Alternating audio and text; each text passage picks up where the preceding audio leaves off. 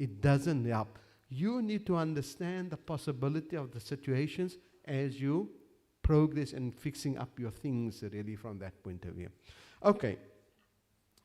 I've done that. What's going on now? Doesn't want to move. Okay, I've covered that. So what we're saying is, effectively, we're now into that grey block at the bottom. What's going to happen? Who are the Quranic heirs and what's going to happen? So there are the proportions that we spoke about. That comes straight from the verse. A husband gets this is in relation to the deceased. This is in relation to the deceased. All right? In other words, a wife has died, in this case, the first case. The husband gets a quarter when there are children from the wife's estate. So what we're saying is a wife has got a Sharia will. That's what we're saying. A wife has got a Sharia, left a Sharia will saying, I leave my assets to be dealt with on a Sharia basis, effectively. And she dies. The husband then gets a quarter when there are children. But he gets half of her estate when there are no children. This is all from the verses that you can go and read up, okay? You don't have to swat this. I'm giving a sense of how it's going to go. In the case of wife and wives, if there's more than one wife, in relation to the husband, the wife gets a quarter when there are no children from that marriage, but gets 1/8 when there are children. And now you're going to say, but how is that possible? What can we do? And this is where the woman folk must start saying, if this is going to be a Sharia will in your lifetime, if I'm going to inherit 1/8, how should I improve my security during your lifetime? This is where you women folk must start taking note of what are the kind of issues you can do. Because you can't come afterwards and say, no, we didn't understand it or whatever. The moment your husband has left a Sharia will and there are children of the marriage, you inherit 1/8. If there are no children of the marriage, you inherit 1/4 of the husband's wealth, really. And therefore, it starts raising the question, what did you contribute? Did you pay towards the school fees? Should you have a claim against those kind of things, effectively? Unless it's been done out of love, really, at the end of it. But then you say, no, it's not been done out of love.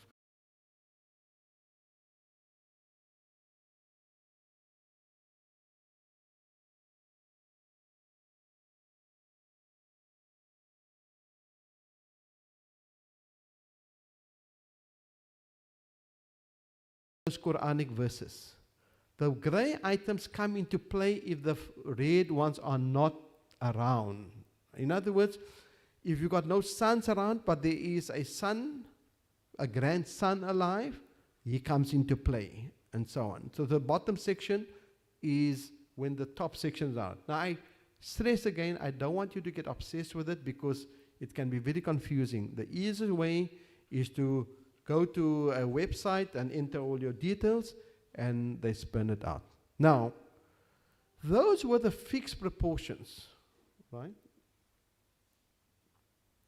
Those were the fixed proportions. Once the fixed proportions take place, the balance goes to the residue. Have you noticed where sons and daughters are part of the balance? So let's use a practical example. If I've got a son and a daughter, and my father and my mother and my wife is alive, my father gets 1/6. You heard that early on. My wife and my mother gets 1/6 fixed proportion. Go to a website. My wife gets 1/8 because they are children, and they spin it out. The balance is shared. Those were the fixed proportions. This is this category, right? The balance, we call that residue. You first have the fixed proportions. Once the fixed proportions take place, then these come into play to the residue. After that. Have you noticed from that point of view? Where sons and daughters, grandson and daughters can come into play, and it must follow that sequence. First, the sons and daughters, I've got a son and a daughter, and my father and my mother and my wife is alive. My father gets 1/6. You heard that early on. My wife and my mother gets 1/6. In Islam, we will find somebody by virtue of this formulation. They spin it out. In other words, if your whole family, immediate family has been wiped out, we go to the side, we go down, whatever the case is, we will find somebody. Proportions. Once the fixed proportions take place, makes these balance goes can go find those proportions from that point of view. So sons and daughters, grandsons can come into place, and it must follow that sequence. First a you son, can I've got Google a it, son and a daughter, and my father, my mother, and my wife is alive. into your My father father gets gets 1/6, 1/6, surviving, that he on, died, my wife and my mother gets 1/6. In Fixed Islam, proportion. we Go to have, a we website will and find it's somebody. 8 My years birth of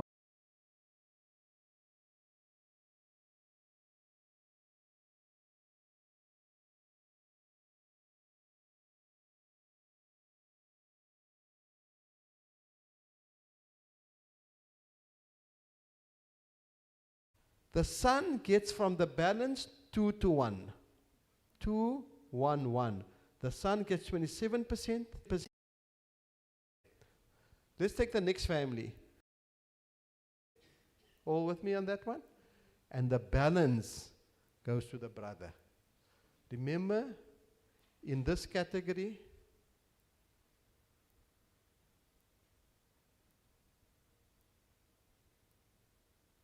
daughters, the son had died prior to the father dying, but he left a son, a grandson in other words. So, 1/8 to the wife because he has children, the 2 daughters. The 2 daughters share 2/3, happy? And the grandson gets the residue. He falls in that other category again. If you want to go, if I must go back again for you, there is grandson and granddaughters in the residue. Okay. So, let's take this one, and this is very interesting. There's a wife alive, 1 son, 1 daughter. The other daughter predeceased, leaving 1 son. The other daughter, there were 2 daughters. One is alive, and the other one died before the father died, and left a son. The wife gets 1/8 because they are children. The 1 son and 1 daughter, 2 to 1 ratio, gets the balance, and there is 0 for the grandson of the daughter. Please take note. A grandchild of a predeceased daughter never inherits as a compulsory heir. It's possible that a grandson from a son inherits, but a grandson from a daughter never, grandchildren, let me rather say, never inherit. And therefore, what do you have to do? Wasiyah. Let me even say further, and those of you are attorneys or accountants here, we say in the will, we don't wait for that situation. We make a general statement, please give as a wasiyah to my grandchildren of a child that may die before me, and give it as if it is alive, his portion, but not exceeding 1/3. Does it make sense? Because you see, if you do a will, you don't know, your son may just die in a week's time, and your will, and you die a week later. And then it hasn't got a wasiyah clause, because you never had time to fix up a wasiyah clause. You will follow me on that one? In other words, you don't know, when you're fully aware of that situation, you can put that clause in of wasiyah. I'm making you aware that you are not able to be fully aware when that situation arises. So your son dies today, has lived children, and I die tomorrow, and if I didn't have a wasiyah clause in my will tomorrow, then I won't be providing for the grandchildren. So you rather make a general statement, as a wasiyah, give to any of my grandchildren of children who predeceased me.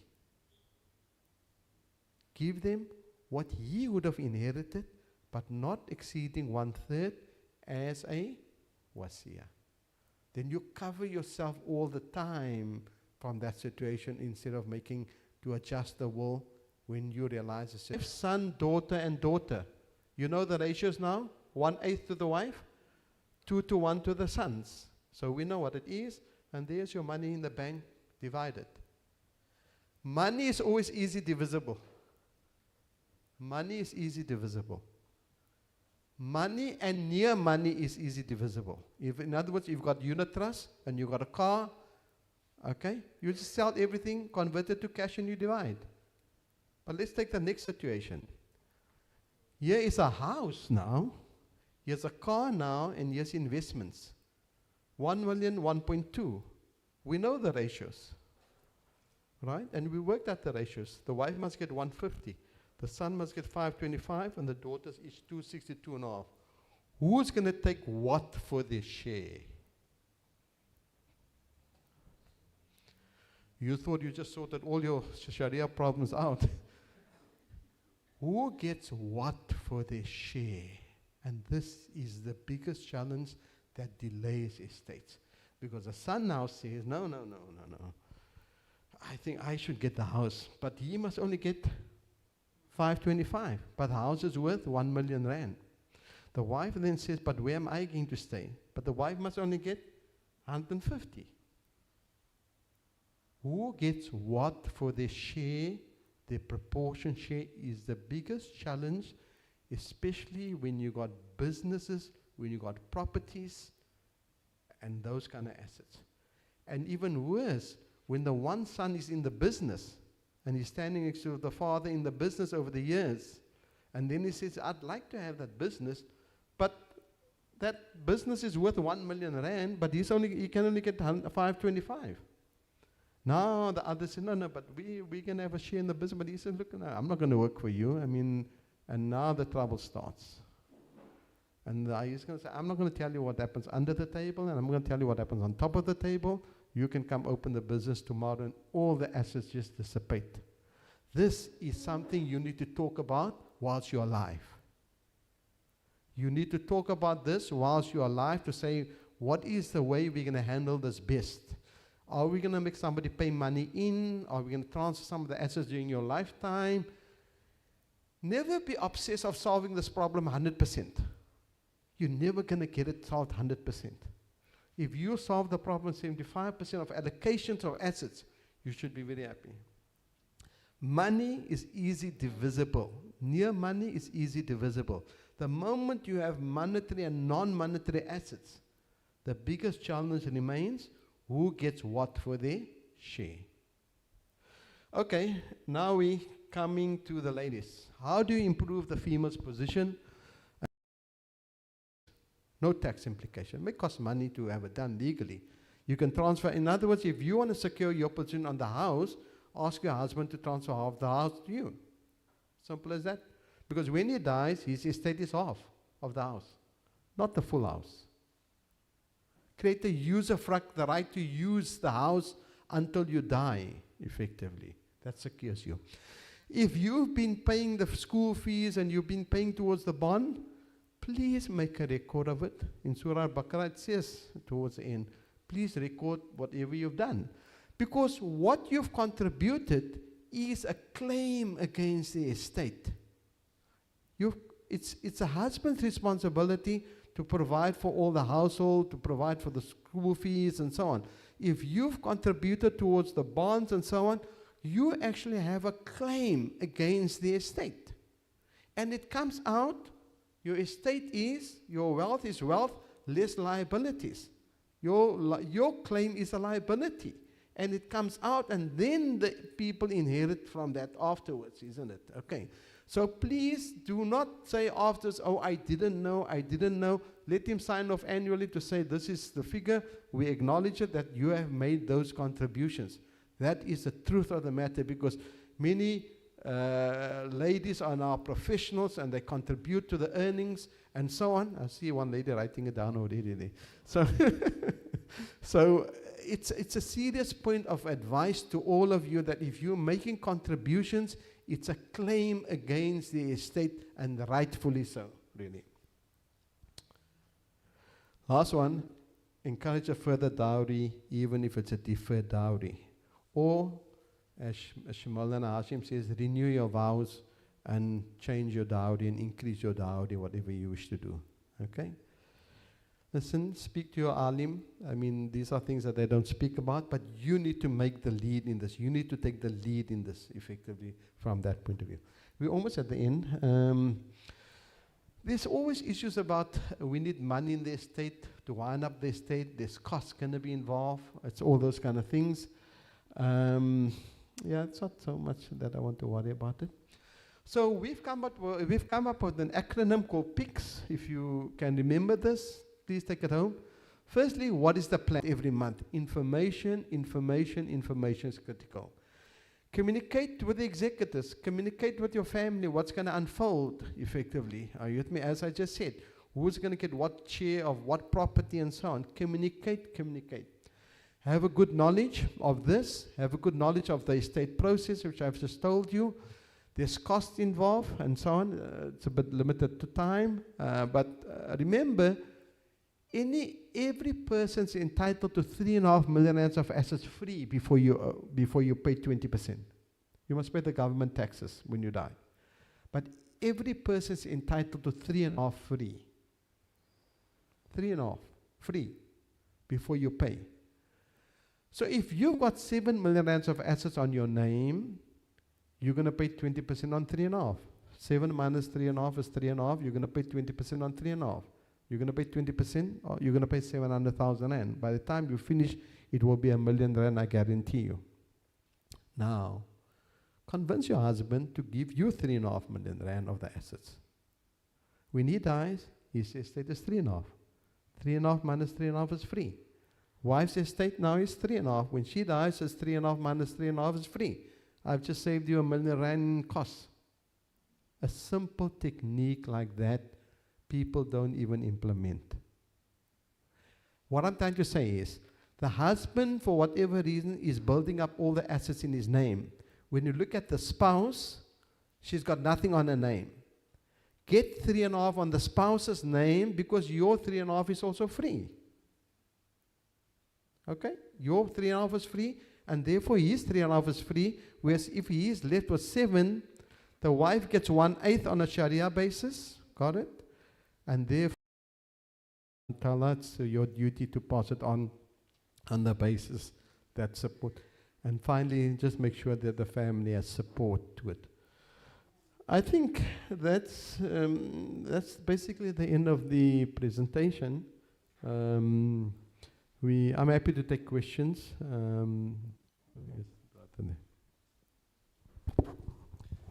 Jazakallah, I think actually I'm only starting to think because now there's a lot to think about. I think Jazakallah again, Showkat Bhai, and we can see now why it's so difficult to get hold of Showkat Bhai, because he's busy with all these kind of things. We're going to open the floor. If we can just have a mic for the ladies, and then I'll move around by the men.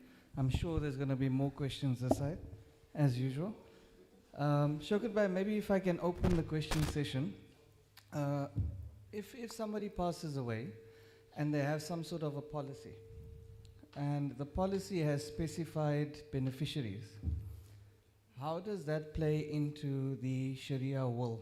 Or how does one factor that into a Sharia will? Bismillah ar-Rahman. Do you mind if I sit? Okay. First of all, the conventional, and we talk about a life policy here now, as I understand it, not an endowment policy and so on. So the conventional life policy is impermissible because it's based on impermissible investment principles and so on and so on. So let's be very clear about that. It's not permissible. Those of you who have life policies, you'll find that the insurance planner, financial planner, would most likely have said the spouse is the beneficiary. And the reason for it is anything between husband and wife is free. There's no 20% doesn't form part of that 3.5 million rand I spoke about, and that's why they do it. However, the scholars have said here, and particularly within the South African context, you can use these life policies to pay your death costs, your executor's fees, your estate duty, the 20% above the 3.5 million rand. Are you with me? And some people's estates are big. I mean, if you got an estate of 10 million rand, we're literally talking close to about 4 million rands of costs when you die. 4 million rand. So if you haven't got a mechanism to help you pay that, your wealth of 10 actually comes down to 6. And therefore, people use this mechanism of the life policy to settle death costs. I specify death costs. Then if that is the case and that's your intention, then you can't make the policy payable to the spouse. Because she's going to turn around and say, you're only giving me 1/8 in the estate. I'm taking this whole policy and I don't want to hear anything from you again. Okay? Your family members go sort out your money and your taxes and so on. So you've got to make the policy payable to the estate. Then the money comes into the estate and you... Waiting for the lady to come up with a plan. There's a question at the back, please. Can you please speak into the mic then, because of the online viewers? Can you use the life policy to pay off debt? I did qualify to say I'm not an alim. So, but having said that, my understanding is no. Because the point is, then everybody going to get into debt and have a life policy to settle debt. The whole point about the life policy is that it's based on impermissible principles of investment. There is takaful. Takaful is the Sharia term for the life policy. So there is that they've come out with a takaful that's based on Islamic principles. There are very few companies sell that as a product, then you can use that for anything really. Okay. Jazakallah. There's another question. Showkat, what about using a trust and the wife is a beneficiary? Sorry, and The wife is a beneficiary of the trust. So the house will move to her. It's out of your will, out of your estate. yeah. Look, let me put it this way to you. Those of you, you saw the slide, I said you can own the assets in your own name or in a trust. Remember right at the beginning I had that slide, you can own the assets in your name or in the trust. I always ask the planner, we call it the planner of the trust, whose asset is this? In other words, what I'm saying is, we often use a trust mechanism to avoid paying taxes. You know that I said to you the 20% and all that? We often, because when assets are in a trust, it's never in an estate. When assets are in a trust, it's never in an estate. It doesn't go through an estate process. So if you die, the people carry on the next day with the trust structure.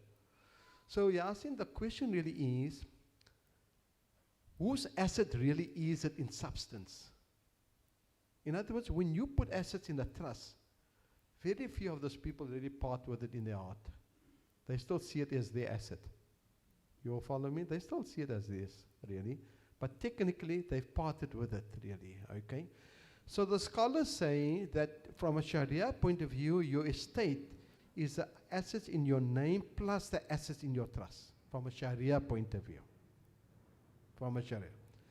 Unless you've now very clearly said, I'm transferring this asset into this trust for my wife, and that's it. Are you with me? You've parted. Then you've parted. It's because you can part with the assets in your lifetime. You can give assets over in your lifetime. Nothing is wrong with it. As long as when you give to the children, the Prophet ﷺ said, treat every child fairly. In other words, don't give the one 90% of the assets and the other one. I'm talking whilst you're alive. Whilst you're alive. So that decision of moving the asset into trust, you can make that decision in your lifetime as long as you've parted. Now, if you've parted with it, right, which you're saying, which is what you're saying, your wife, that's fine. But what happens when she dies? In the trust. What happens when she dies? Because you have now parted with the asset, right? And she dies before you, or she dies after you. How must that trust handle her assets? And that must be spelled out in the trust deed then, effectively, okay? So typically what the Yasin is saying, the father will say, I've parted with the asset now, and I've put it into a trust for my children. Don't worry, it's everything, I'm just managing it. If the assets sometimes are sold at a phenomenal price, the father changes his mind about the whole thing, that he thinks it still is. It's not that kind of issue. We really have to part with the asset in your heart to say, listen, I am now becoming a manager. And you often have this with disabled children, for example. You set up a trust for a disabled child because you want to make sure that he's taken care of, and you move the assets. Those assets you have parted with. What you must not forget is that when that child dies, what is the principle, before you or after you, what are the principles to be applied when he dies? That child. Because you have parted with the asset. If you've not parted with the asset, then it's part of your holistic Islamic estate. Okay? I hope everybody got that. So Showkat Bhai, on the topic of trust, and we're talking about, in your presentation you spoke about, it seemed like you spoke about that there is a way one can leave more for, correct me if I'm wrong, more for for example, a daughter. If everybody agrees, I think that's what you said. So maybe can we just expand on what does that mean if everybody agrees? So if I know, for example, my son is sorted, what I want to leave more for my daughter, for example, how do I get everyone to agree? What is the process? Okay, so if this happens on death, so that's what I was talking about, on death, in other words, because when you can only create a wasiya on death, a concept of wasiya must go into the will, and therefore we're saying on death everybody must agree that that clause under the wasiya that the daughter is going to get the 20% extra is valid and can be agreed to. It's very simply, putting it another way, we call it a redistribution agreement on in an estate. When the estate process takes place, even though it's a Sharia arrangement, I could give up my share to my sister and I could give up my share to my brother. There's nothing stopping us from doing that effectively. But when but then I do it. Are you with me? Then I do it. But when there's a wasiya clause to say, give my daughter another 20%, all the heirs in that estate must agree. That is on death. A wasiya follows death, effectively. Okay? However, if I want to give to my daughter in my lifetime, I'm saying that's a different approach to on death when those conditions apply. So often, the clients say to me that I would like my daughter to be in the same position as my sons after my death, taking into account that my sons will get twice this amount that my daughter gets, effectively. Then you do that in your lifetime. You form a trust for your daughter in your lifetime, and you put those assets into that trust, so that now you've parted. That's the one where we say you've parted in the heart. Okay? You've parted. It grows and it's for the benefit and all those kind of things. Here you pass away. Your estate is only those assets in your personal name then. And if you add that proportion of what the daughter gets plus what she got in her lifetime, it will come very close, hopefully, to what it is. What people often don't forget is what happens if that daughter dies before you. Because that's her asset now. Now they turn around and say, but the daughter's husband can't inherit that asset, a portion of that asset. Because if she leaves a Sharia arrangement, instruction, and if she's got children, then the husband will get a quota, isn't it? Okay? So people often go quickly for that, but they never think that the daughter can die before them. Okay?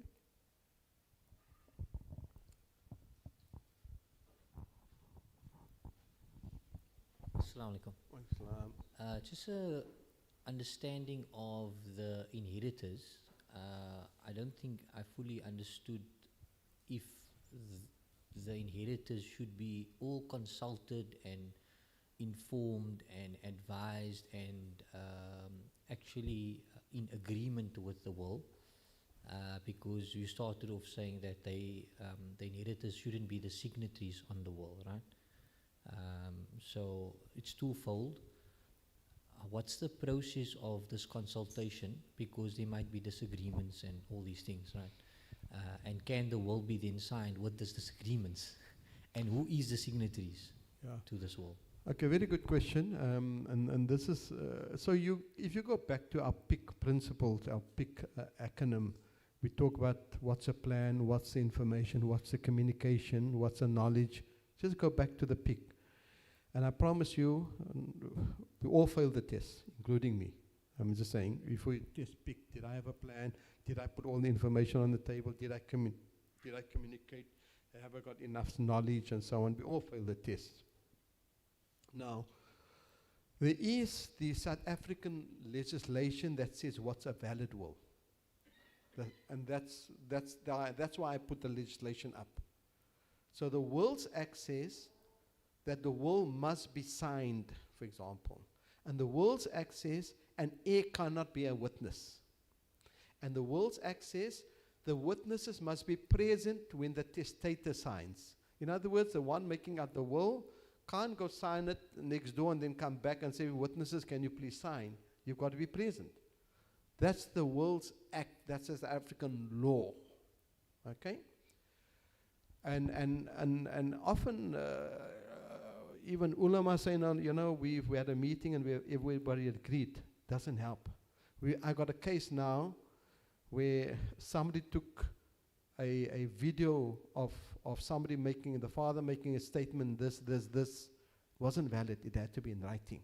That's what the Will's Act says, all right? So that's, hopefully Paul answers that question. The Will's Act says that an heir cannot be a witness to the will. The will is still valid, but the heir is disqualified from inheriting. Now, when it comes to a Sharia will, you can't just say, let my uncle sign because the family is the children and the wife, because the uncle could potentially become an heir. Like I said, if your whole family is wiped out, or if the son is wiped out and passes on, then the uncle can possibly come into play, isn't it? Now, he signed as a witness, and he disqualifies himself then, isn't it? Okay. Now, the issue is, when you've got a mix of assets,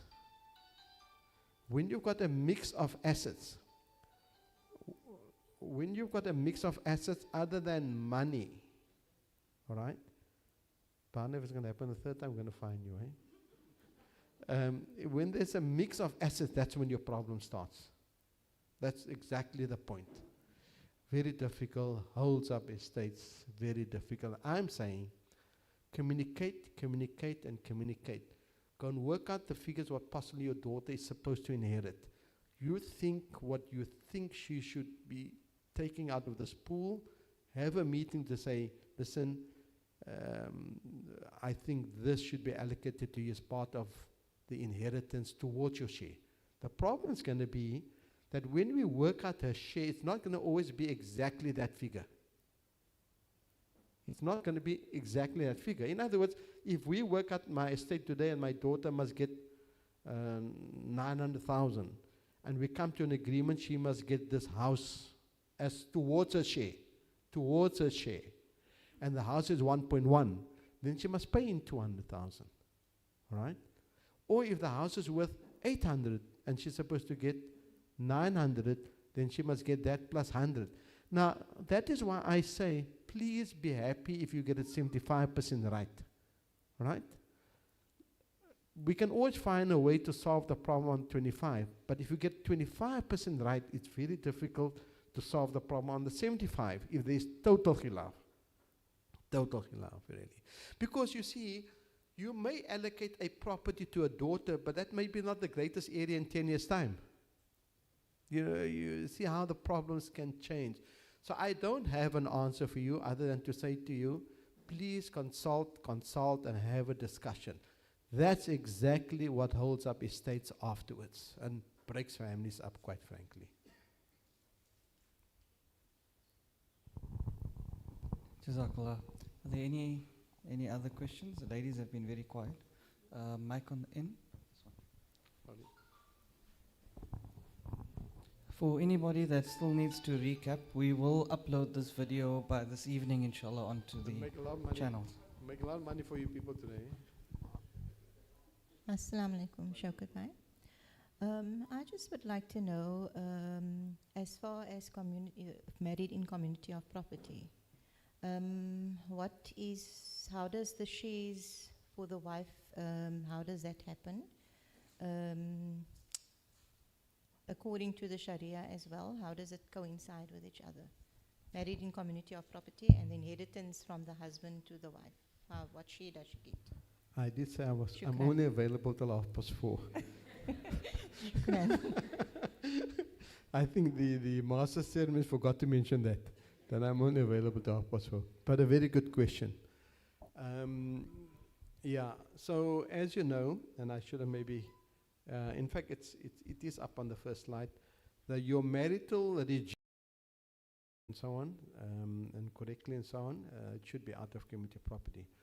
Your problem is the one that's married in community property. So let me make one thing very clear, and I know we're running a bit out of time.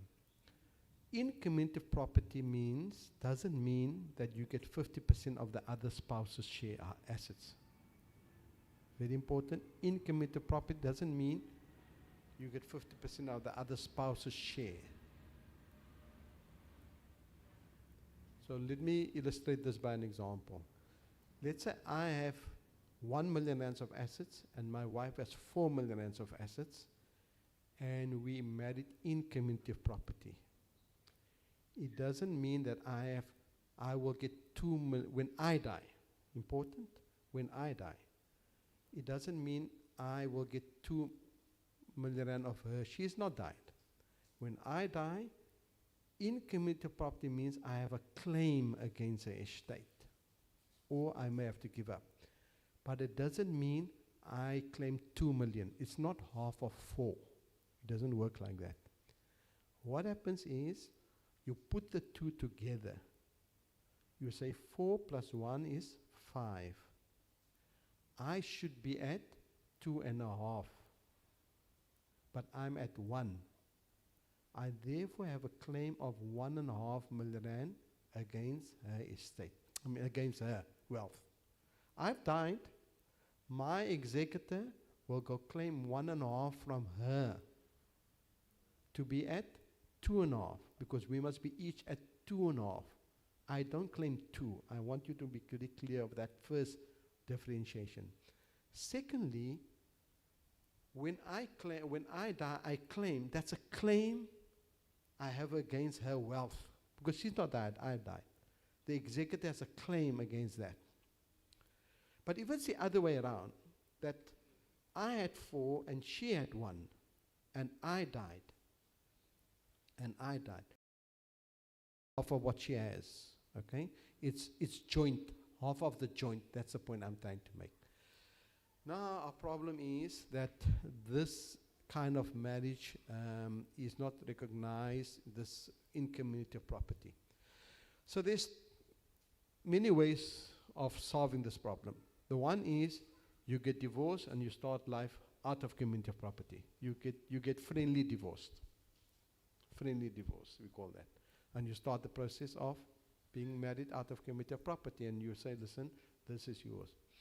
The second thing is he concedes that what you will get out of this arrangement is actually a gift for you in his lifetime. Because husband can make gifts to wives in the lifetime, effectively, to solve the problem. To solve it. Remember, it's a problem you've created. We're trying to overcome the problem. First I said, revert, divorce, get back to a normal, out of community. 2 is, he acknowledges, are you with me, that he is going to give you a gift of that in community of property proportion that you shouldn't have been sitting with if you are married correctly. And then your estate follows. It's not an easy one, it's a difficult one, and that's why we have people like Sheikh Munir on board to help us. But that's how he sees it, that the person has to acknowledge and put something in writing, that the differential factor is a donation, he is going to part with the assets in his life. Showkat at the tables. We want to make a request in the interest of keeping everything green. If you can return these plastic sleeves into a little box, we can reuse them when we meet again for the next workshop, inshallah.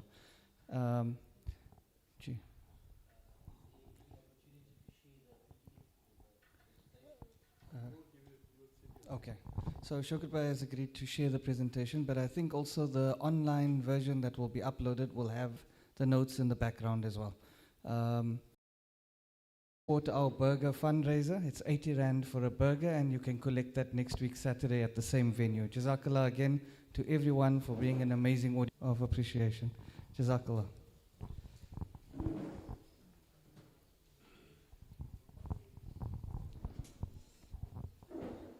Shukran again, Shukran. It's really informative. Jazakallah again. Jazakallah so much. If the ladies need to make wudu, you may use the wudu area on the left. Men, please use the wudu area on the right, just at the back here. Jazakallah again, thank you very much.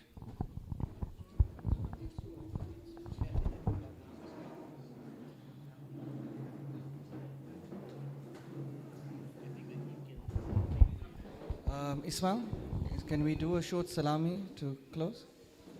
Jazakallah. I think just a short salami quickly just to close. And then maybe just do a dua at the end as well.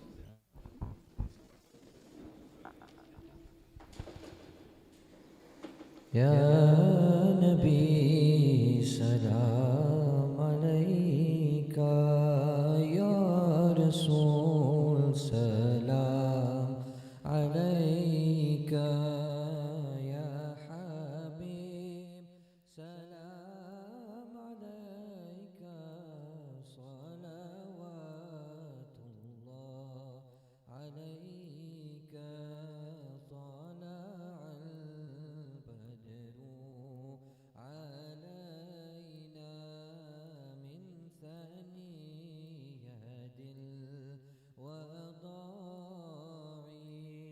وجب شكر علينا ما دعا لله داعي يا نبي سلام عليك يا رسول سلام عليك يا حبيب سلام عليك صلوات الله عليك صلى الله على النبي وأمه وآله صلى الله عليه وسلم صلاة وسلاما عليك يا رسول الله صلى الله عليه وسلم صلى الله على النبي وأمه وآله صلى الله عليه وسلم صلاة وسلاما عليك يا رسول الله صلى الله عليه وسلم صلى الله على النبي وأمه وآله صلى الله عليه وسلم صلاة وسلاما عليك يا رسول الله صلى الله عليه وسلم بسم الله الرحمن الرحيم سبحانك اللهم ربي وبحمدك لا إله إلا أنت أستغفرك وأتوب إليك بسم الله الرحمن الرحيم سبحانك اللهم ربي وبحمدك لا إله إلا أنت أستغفرك وأتوب إليك الذين آمنوا صلوا عليه وسلموا تسليما اللهم صل على سيدنا محمد وعلى آل سيدنا محمد وأصحابه وبارك وسلم سبحان ربك رب العزة عما يصفون وسلام على المرسلين والحمد لله رب العالمين.